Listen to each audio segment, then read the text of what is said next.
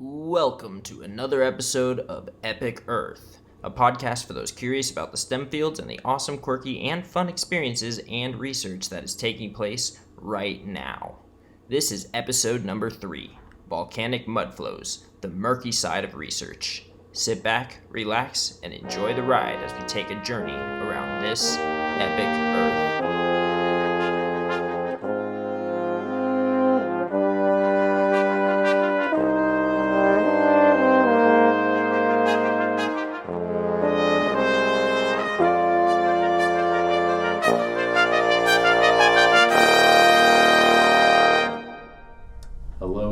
Welcome back to another episode of EpicEarth.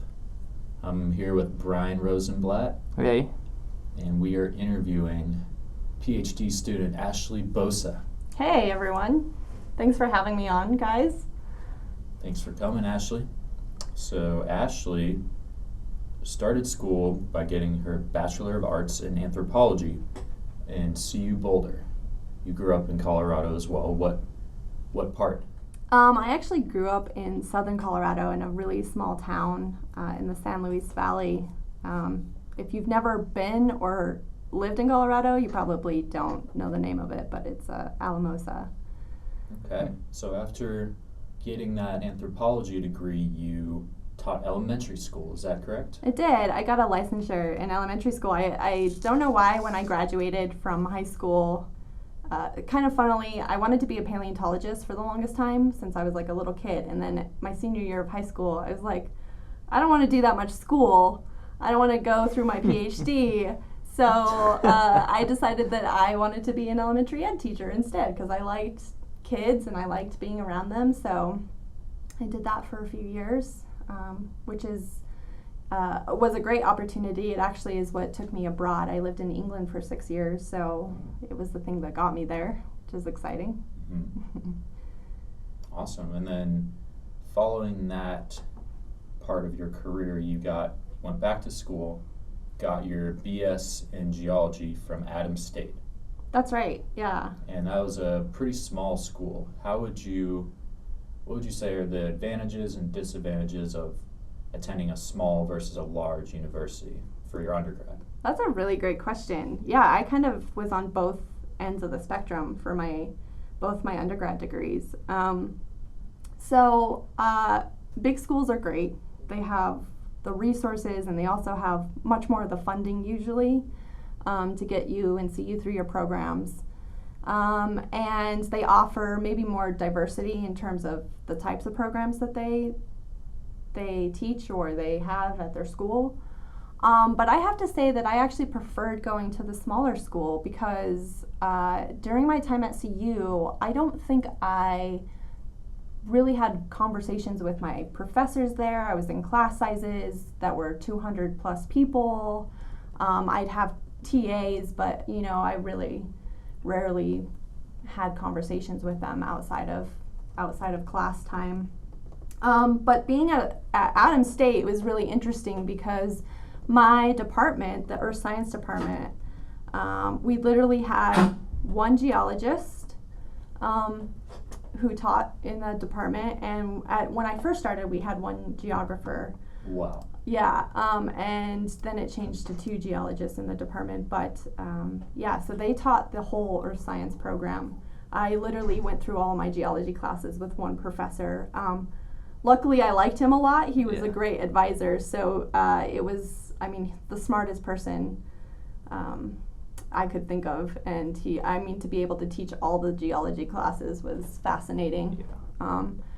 So it offered me a lot more one-on-one time with not only my instructors, but also we had really small class sizes. Like I only had 9 people through my cohort. So it was easy to be friends with people. It was easy to communicate with people.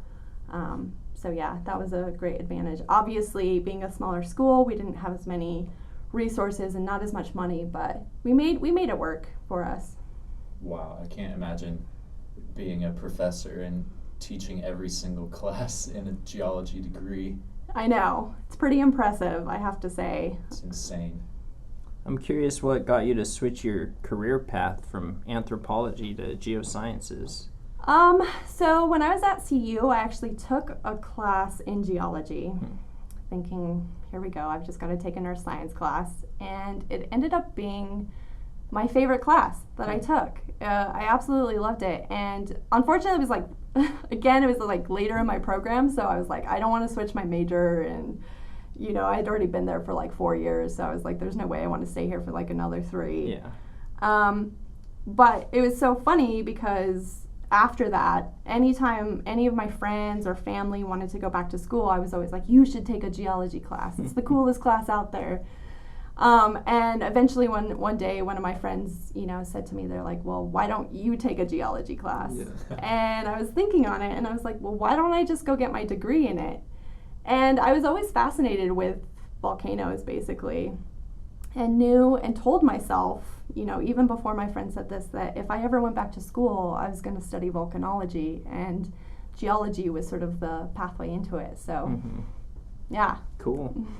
Nice. Cool. So you opted to skip the master's following your graduation with a bachelor's. Skip the master's and dove right into the PhD. So it wasn't more like I opted out of the master's. It was just sort of how it worked out. When I was applying for programs, I was applying for both of them. I didn't even know, if I'm completely honest, that you could go straight into your PhD without a master's. I always thought you had to have the master's, and most programs do require that. A lot of professors will tell you, like, I require my students to go through a master's, but you know, when I was speaking to my advisor here, Jeff Johnson, who's a geophysicist here at Boise State, I think it was just through a lot of writing I had done before, and also just my application and our conversations, that he felt pretty confident that I was going to be okay in the PhD program, which is really I feel flattered by that, but yeah, so it just so happens that I jumped straight into my PhD program without doing a master's, but yeah. Usually the professors look for people who are like more mature and like willing to commit for 5 years. So that's a good description of you. Like, well, obviously there's other things too. But I don't think I'm that mature, but thanks.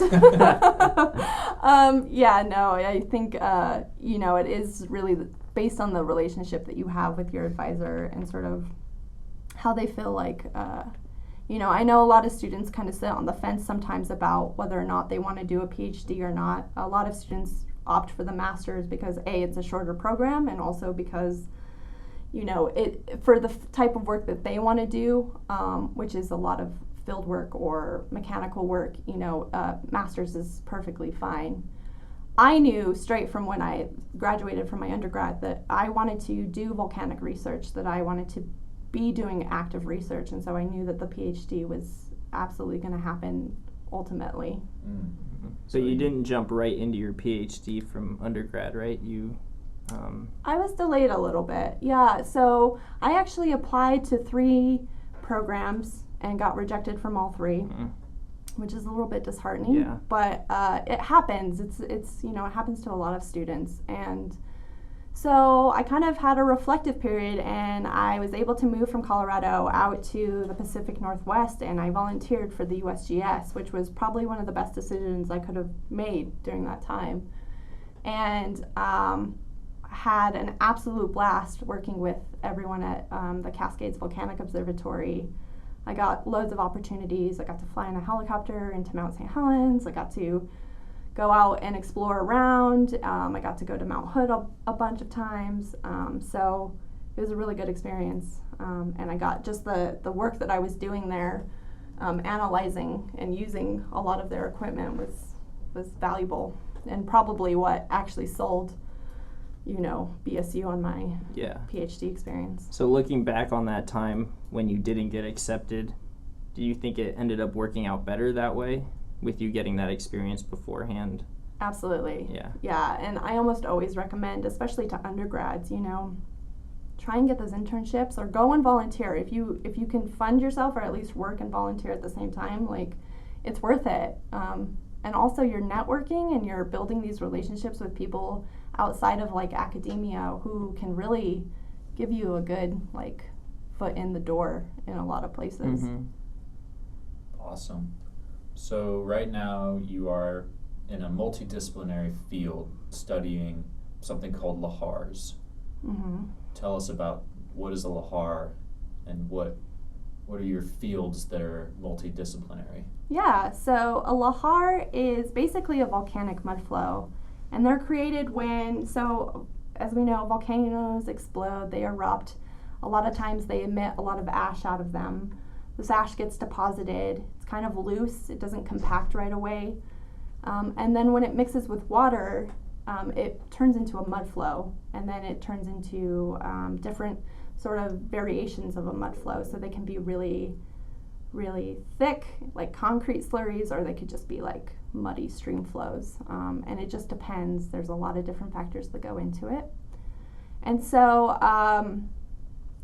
I am using, Jeff is a geophysicist. I have no background in geophysics, but we're actually using infrasound, so really low frequencies, anything below 20 hertz, to monitor these flows that come down these drainages. I'm specifically studying something called rain-triggered lahars. So these are when it rains really heavily, it mixes with the ash and starts a mud flow. There are different types of lahars. There's ones that start from snow melting or glaciers melting on glacier-clad volcanoes. There's also ones that happen from if a volcano has like a crater lake and somehow breaches a dam, that can start it.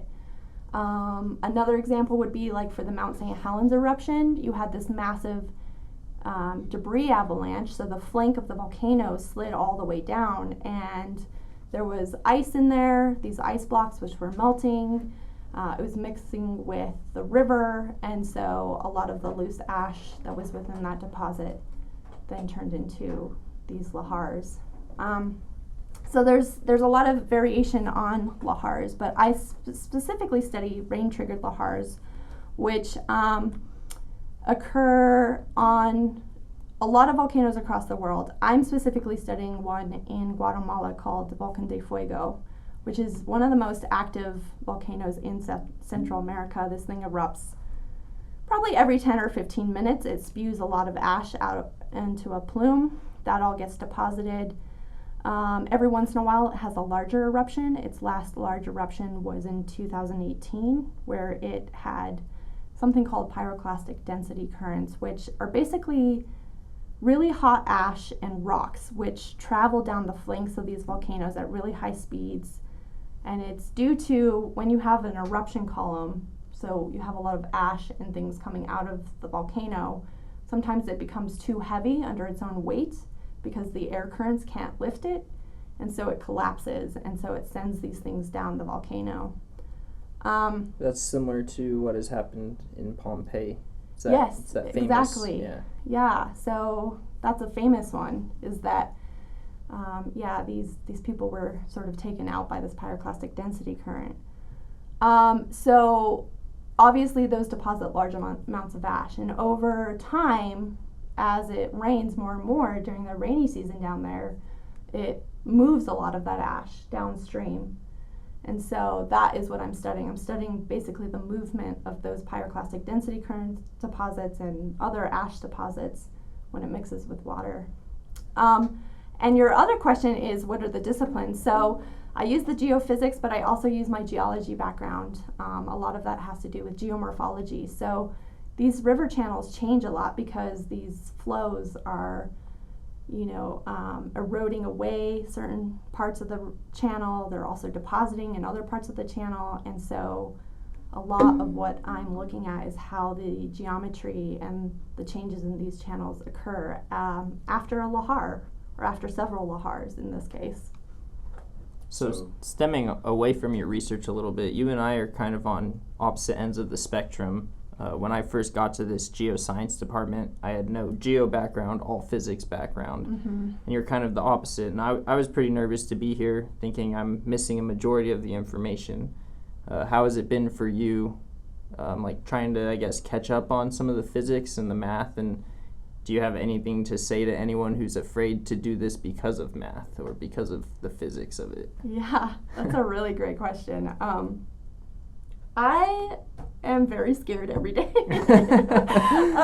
No, I think, I surprise myself every day with the amount of knowledge that I think that I'm learning. And I owe that in large part to my advisor, who is a fantastic person. He's so patient with me, and he understands that my background is not geophysics, so he's very good at explaining things and talking me through things several times because I'm older and I forget things. But yeah, so I feel like my learning curve has been huge, but it's been, I feel like I'm in a good spot with it. Coding is not something I thought I'd ever do. And then all of a sudden now that's all I do. Yeah. So that's been really interesting, but I'm excited about it, and I'm excited to learn that kind of stuff. I don't have a strong math background. I never got bad grades in math, but I always veered away from it. I'm much more of a writer, so I use that side of my brain more. And that was the one thing I think that I hesitated about when I went back to my undergrad program. And again, I surprised myself. I actually excelled in math when I went through my program, and I think it's just because I'm so fascinated in the topic. Yep. That the math just sort of comes naturally. Mm-hmm. And I have to say I'm still not a strong math person, but I think if you have the enthusiasm and the willingness to learn, I'm kind of like, literally, when I went back to my undergrad program, I had to start with adding fractions because I just was I think Scott said in a previous, podcast, if you don't use it, you lose it. So yep. I literally had to go back to basics. And it was just, it was a lot of work, but it was also really rewarding in the end. And I think that's something that people don't really understand when they're just sitting in a math class doing math for math. It's hard to do that kind of math, and there's not a lot of inspiration behind it, but when you're doing the math for something related to something you care about, it's no longer just math for math. It's like the puzzle pieces for your puzzle. You're putting them together and whatnot, so... Yeah, that's a brilliant point. Yeah, absolutely. The applied math is really and the physics too. Yeah. Physics is a tough subject, but it's super cool to be able to apply it to the things that you're learning. Yeah, very. Yeah. Real, tangible things that you can see. It's like you're modeling a volcano using math. It blows your mind. Right. Yeah. So cool. So something else about Ashley, she was recently awarded a National Science Foundation Graduate Fellowship. I was. So congrats on that. Thank you. Tell us a little more about that. Oh gosh. Okay. Well, I hate to talk myself up, but no. This I actually just was awarded this grant.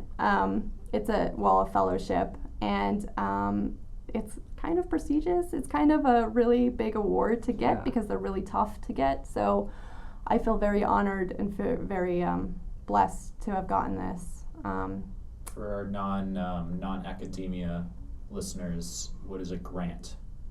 So that's a great question. So in our field especially, we apply for a lot of grants and scholarships and things like that. Basically, it's funding given to you to conduct your research. So I am already on a grant to research these Lahars on this volcano. But what this fellowship does is it also gives me money just to kind of go through school. They want to make sure that, it helps me complete my PhD program and give me some leeway in how I can conduct research as well. You have more flexibility with resources. Yeah, absolutely. And it's a great honor, and it's really cool. I was actually just reviewing my proposal for that grant last night and thinking oh my gosh, I want to do 500 million things with this. So I might be here for 10 years getting my PhD. I'm sure Jeff will be pleased. Yeah. Cool. And then before you began your PhD here at BSU, you wrote a book chapter for a ranch in Colorado. I did. About geology, the local geology. I did. What was that like? That was a great experience. I did that. I was just asked by my undergrad advisor if I wanted to write this chapter. There was a local author who was writing a historical book about this ranch, and this ranch is really cool. It's located in the San Juan Mountains in southern Colorado, which is a volcanic complex, so right up my alley. And it was really fun to go out there. I got to see the ranch. They have an old steel mine. Actually, sorry, it's a fluorite mine that is no longer in use, but the fluorite was used to help make steel back in the day. But it was cool. We got to sort of take a tour of the mine, and this area is super awesome because it's known for one of the largest eruptions in history, known as the La Garita caldera. Yeah. Which is, I think, almost twice as big as the last Yellowstone eruption. Wow. But it happened about 27 million years ago. Yeah. But it's got a cool history, and it was a lot of fun to go out there and look at all the different types of volcanic deposits. Was it a long chapter you wrote, or how much work was involved in it? It took about 2 years to write it. Wow. But that was mostly through editing processes. The chapter itself is not very long. I think it's like 20 pages maybe. So it's just not a like casual 20 pages. Casual, yeah. And trying to write scientifically for the general person is always fun. But yeah. It was, it took a large portion of my time, but it was well worth it. And well done. Yeah, thank you. As we're continuing to talk up Ashley, she also presented at a number of conferences, research over her career, AGU, American Geophysical Union, the SSA, Seismological Society of America, and then the GSA, which is the Geologic Society of America, as well as the Graduate Student Research Showcase here at Boise State. Yeah. So she is well-versed in presentation of research. I'm not sure about that. I still get really nervous when I have to present at conferences, but practice helps, definitely. Totally. Well, there's our little bit of background on Ashley, so we'll get into some questions for you. We've gone through a lot already, but more. Another question would be, what made you interested in this field of study, volcanology, and how did you get into this field of study? So, I gave you a little bit of background on how I got into volcanology or why it fascinates. I guess, I used to be one of those people that could watch a video of lava flows for hours on end. And I was curious about it. I was like, how is it bubbling like that? It's pillowing, it's expanding, and then it's cooling, and it's turning dark. So I was always curious about that. So that was one of the reasons that kind of got me into volcanology. I've never had a fluid dynamics class. I've always wanted to take one. I think that's partly my interest in lava flows and things that are superficial, sort of flowing down these volcanoes. When I contacted Jeff and he said that he had this grant for these Lahars, it just seemed to be a natural course of evolution for me, because I could then study flow dynamics and all sorts of different things, mechanics with these flows, and it was superficial, it had to do with volcanoes, and so that's really what sold me on the project that I'm working on now. I see. I really want to hear more about these Lahars, but I don't want to beat it with a dead stick, and we'll get into it. So kind of a little bit away from your research, what's the best or most fun thing about the process, or about what you do or what you have done? Well, I just work on volcanoes. I think, I tell people that, and it takes them a moment because they just think whoa, I've never met a volcanologist before, which is hilarious. For us, it's kind of nonchalant. We're like, oh yeah, I just work on volcanoes, but I think what they don't understand is that we actually sit behind our desks most of the time. Yeah. And the field work is, maybe 10% of the time. But I think the most fun thing is that I get to travel to these awesome places and view these really amazing mountains and climb them and just see how people interact with them in their natural environment. Sweet. All right, so now we'll dig a little more into your research. So do you think you could describe your work using some type of analogy or metaphor? Oh gosh. So Lahars are quite diverse.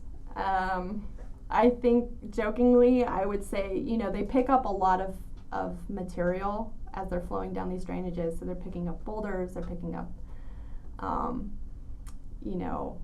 trees, stumps, they're picking up houses. Sometimes they can be that big and that strong. So I think my analogy would be, which is like kind of lame, but the more baggage that we pick up on our journey, the more damage that we create, right? So the more stuff that a lahar has in it, the more damage to things like infrastructure, bridges and houses and other places it's going to have. So I would say that, try to limit your baggage along your flow path. Yeah. I love it. Great. Well, let's hear some more about your research. So we've reached the segment of our podcast where you explain your research to 3 different groups of people. So to begin, how would you explain your research to a group of elementary school kids, 4th to 5th graders? 5th grader. Okay, yeah. So, having been an elementary teacher, I hope I can do this effectively. True. So, to a 4th and 5th grade class or elementary school, I guess I would say I study volcanic mudflows. It's like really muddy water that travels down river drainages or channels and picks up a lot of different stuff. And we're using special monitors to track these flows, so to see where they're going and how far that they're running out. And this will help us sort of develop better sensors and better monitoring stuff in the future so that we can help people stay out of the way of them or, clear out their houses if they need to, if we feel like that's going to be an issue. But they're very cool. Sweet. Okay, so how would you now explain this to a more seasoned group, something like a class of undergraduate students? Undergrad.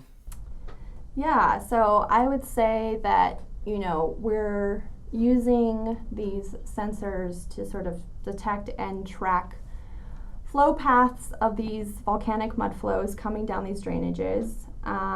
And we do that by measuring how they're changing, basically pressure changes in the atmosphere, and that's what our sensors pick up.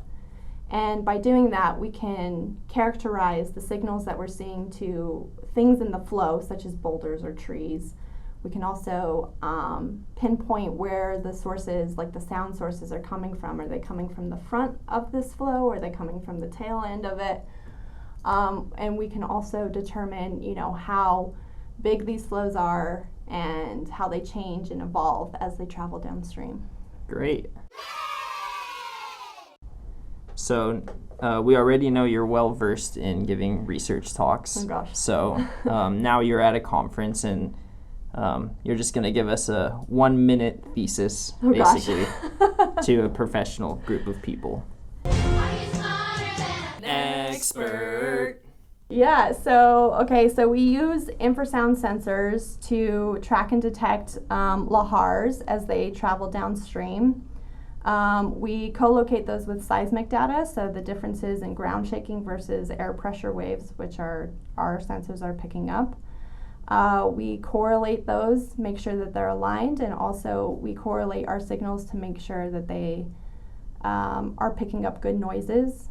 And we use that information to determine wave generation from the lahars.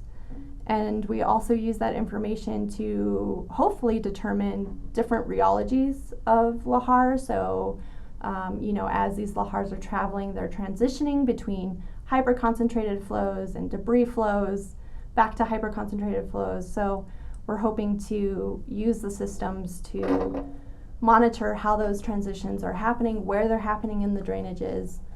And we also use it to determine, mass flux, these volume fluctuations, velocities, how fast things are moving in the drainages.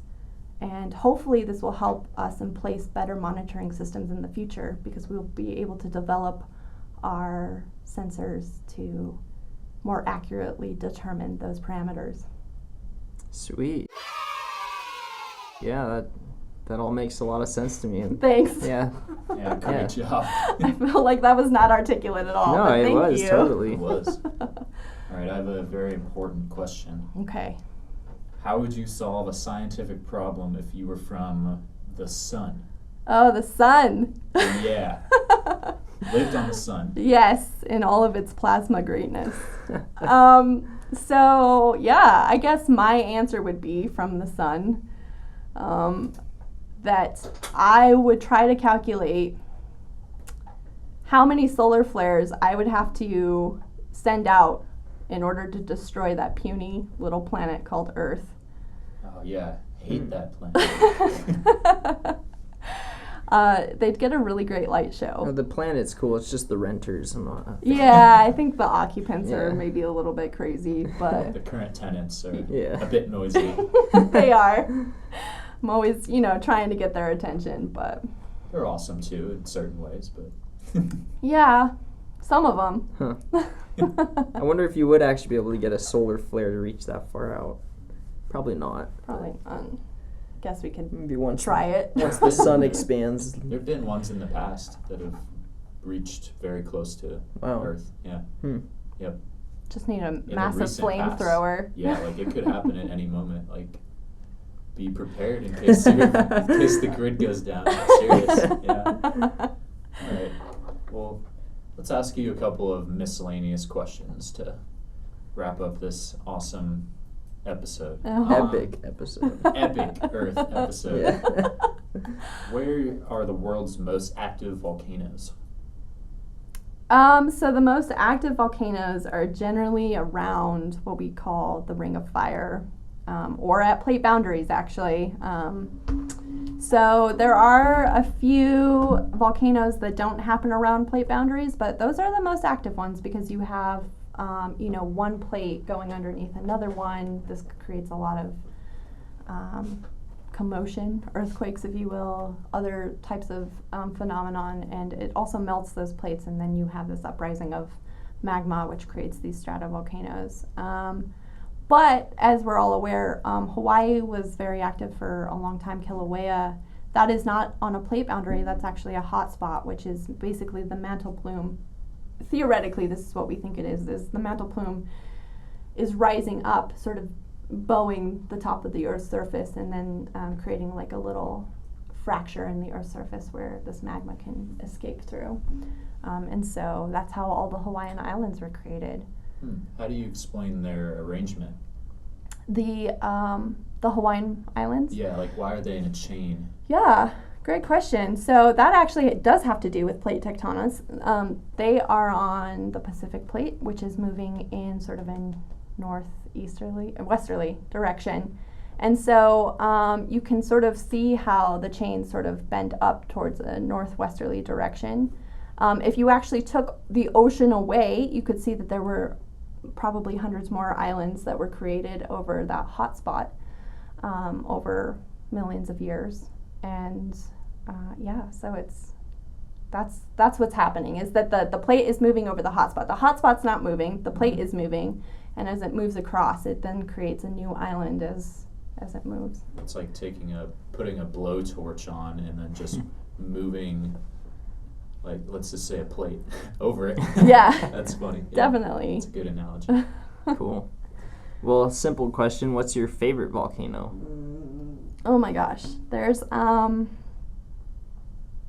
don't know that I could choose a favorite volcano. I mean, it is hard to not say that it's Fuego, because Fuego is pretty phenomenal. But I think there are tons of volcanoes that, I mean, every time I see a picture of a volcano, I'm like, that is like my new favorite volcano. Yeah. But yeah, so it's really hard to choose one. If I had to. How about like a moment? Do you have a favorite historical volcano moment? Anything that you're particularly fond of? Oh man. Maybe Well, not fond of, but something that like resonates in your mind. Yeah. Well, I guess because I study Lahars, the thing that resonates most in my mind is there was a eruption on a volcano in 1985 down in Colombia. It was called Nevado del Ruiz. And this volcano had glaciers at the top. And when it erupted at night, melted the glaciers rapidly, and created a massive flow of lahars. There were 3 or 4 lahars which occurred due to this eruption. And sadly, it killed a lot of people. It killed about 23,000 people in this one village. Wow. That's not really an uplifting story, but the point is that this is why I do what I do, and why we study these flows and these volcanic hazards is because really at the end of the day, we just want to make sure that we protect people and keep them away from something that's so unpredictable. The better we get with our monitoring systems, the better we are at evacuating people and making sure that they're safe. So. Right. So why is it that people live near volcanoes? Oh, wow. That's a complex question. They're beautiful. I mean, if I could live right next to a volcano, I would. Yeah, that's true. It's tantalizing beauty. Right. I think sometimes, it has to just do with where you're born. And the volcano is almost like a river is to us, or, for some people it's like going to the grocery store, it's just a natural way of life. And I think that, some people prefer to live around these volcanoes because they're really fertile. They produce this ash, which becomes this really rich soil. And so it's great farming land. They can make a business out of it and make a lifestyle out of it. Definitely. It makes volcano hazard awareness even more important. Yeah. Absolutely, yeah. And some of these systems erupt once over many generations, so the story behind how it erupted or how much destruction it caused gets lost in time. And people there don't always know or don't always think it's as dangerous as it is. Yeah. It's very true. I think, there's a lot of places that promote a lot of hazard communication, and I think we're getting better at it. And not always. There are instances where, we are at fault for not being better prepared, but I would say that for the most part, volcanologists and those people who work with emergency situations around volcanoes are definitely getting more. I don't know.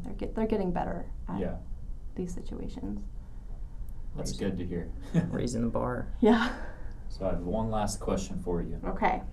What is lava or magma? How do you differentiate between them? And then what are they made of? Yeah, that's a really great question.